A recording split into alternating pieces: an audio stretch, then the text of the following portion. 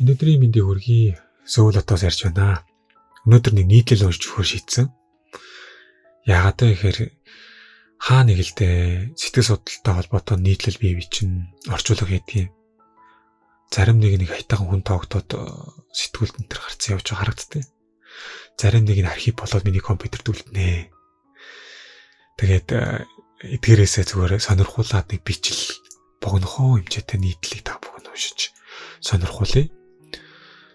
5 минут болох болов. Гэхдээ энэ 5 минутанд зэгцтэй тодорхой мэдлэгийг мэдээллийг авч бололцоотой болов гэж харж байна л да. Энэ 5 минут таны амьдралдаа оруулж байгаа бас нэг хөрөнгө оруулалт болоосаа гэж бодож байна. Өнөөдөр унших нийтлэлийн нэр бол зуршил болох. Зуршлын тухай л гэж бодчихвол зүгээр те. За анхаарлаа хандуулаарай. Жилийн эцсийн тайлан их цэвэрлэгээ ширээ дүрэн бичиг цаас. Бухимдахгүй юм унтахгүй. Яг энэ үед анхаарал татах өөр зүйлс гарч ирвэл баярлагдав. Ядаргаата тайлан тооцоо шагаад суугаад онлайн шоу бухаш унлаа хөдлөх. Тоосоо харчиж байтал санамсаргүй гартаа харсан номоо гинтгэн дэлгээд унших сайхан байдаг.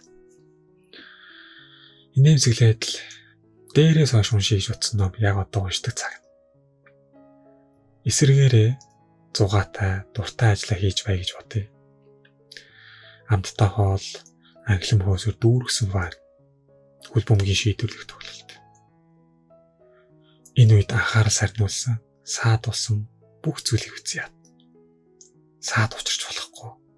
Зэвүүцэн. Гой кино үзэж байхад дундуур нь реклам ороод ирвэл тэр сууг яг зүөхнэ. Бүтээгдэхүүнээ сурталчилсан компаниас эхлэн гимгүй ертөнцийг хүртэл хараа. Таатай үйлд садаагаар бол бухимдаж төвөгтэй ажилд саад учрвал баярладаг юм болов уу? Үнэхээр тийм гэж үү? Гэхдээ яагаад юм бэ? Эхийн хөвлөд дөнгөж бүрэлдсэн ураг байна гэж төсөөлье. Хараахан хороод мэдлээгүй. Ураг гадны нөлөөнд ямар хариу үйлдэл үзүүлдгийг мэдхээр шинжлэх ухаанчид нэгэн туршилт хийсэн. Машин хамаг чангаараа сигналтав. Энэ дуу тохионд ураг маш хүчтэй хариу үйлдэл үзүүлж тавгуутсан. Хэсэг хугацааны дараа ахин сигналтав. Сигналдах давтамжийг ойртуулв. Хүчтэй хариу үйлдэл үзүүлэхээ аажмаар болж эхэлсэн. Ил ургийн үзүүлсэн дээр хариу үйлдлийн шинжлэх ухаанчид зуршил бий болох гэдэг. Зуршил бидний мэдрэмжийг мэдээ алдуулдаг.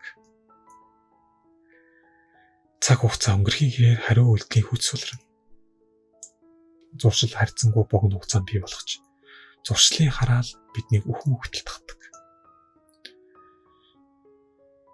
Нэг талаасаа зуршил бидэнд суралцах чадвар эзэмшүүлнэ. Зуршил болсон ямар ч үйл цаг хугацааны ихээр үзүүлэх нөлөөлөл судардаг.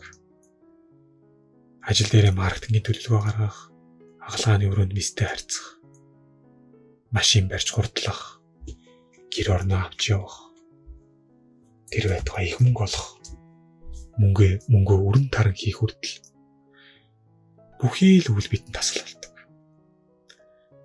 Аливаа үйл анхандаа өвдөлт тухгүй мэдрүүлэгч удалгүй нөлөөнд харилна. Зуршил барагтаа өөрчлөгдөхгүй. Гэхдээ үүнийг ухамсартайгаар ашиглаж чадвал амьдрал илүү тухтай болно. Төвөгтэй зүйлсийж төвөг багтаагаар хүлээн авах боломжтой болдог. Залхмаар дургуун хүрмээр ажлуудыг хийгээд байвал цагийн аясаар хэцүү ядаргаатай төдийлөн мэдрэгдэх байждаг гэсэн үг. Тиймээс ухаалаг хүмүүс баяр хөөр өгдөг, хийх дуртай зүйлсээ нэг дор бүгдийг нь хийж бүүнтгөөс зайлсхийж дундан заавдаг. Завсарлага авснаар сайхан мэдрэмжийн нөлөө сарнин алга болохоос эргэлж байгаа. Итгэмээргүй байна уу? Дараах туршилтын үр дүн харахаар боталж өрчдөг.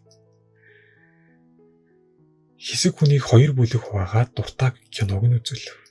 Эхний бүлэгт кинон дээр богино реклам гаргаж үзүүлсэн бол удаах бүлгийн гишүүдэд киног таслахгүй бүтэн үзүүлсэн.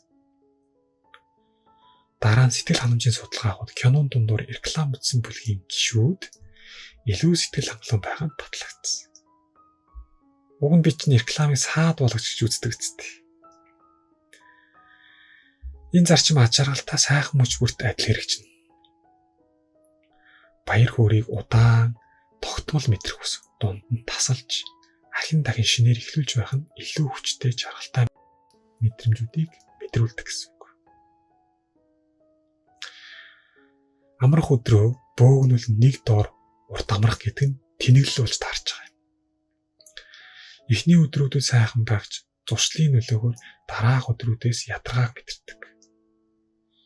Сэтгэл судлаачид жилийн амрах бүх өдрөө нэг дор бөөгнөлөн амрахыг оновчүүлгээд байгаа юм да. Харин яшиг төвөгтэй ажилд бол шал эсрэг зарчим үйлчлэл дундуур нь таслаж зай гарган дараа гэж хойшлуулад ахин шинээр эхлэх үрд илүү зүтгүүр амсдаг. Тэгэхээр ийм үлийг нэг хийсэн дээрээ дуустал нь хийх гэж оролдох хэрэгтэй. Аянда шаналлч нь алхвал. Дүгнэн бичгэд баяр жаргал мэдрүүлдэг үлийг богино хугацаанд дундаа завсарлагтай ойр орхон тавтамжтайгаар. Дургу хэцүү үлийг тэр доор нь нэг мөр хийдэг зуршилтай болчвол сэтгэлийн эрүүл мэндэд тустай байдаг юм. Үүнийг зуршлын стратеги. Анхаарлаа хандуулан энэ хүртэл сонссон та бүхэнд маш их баярлалаа. Сөүл хотоос энэ нэтлэг уншиж өглөө. Ажил амьдралд нь хамгийн сайн бүхнийг хүсье. Ирэх цагаар эргэн уулзцгаая. Баярлалаа, баяртай.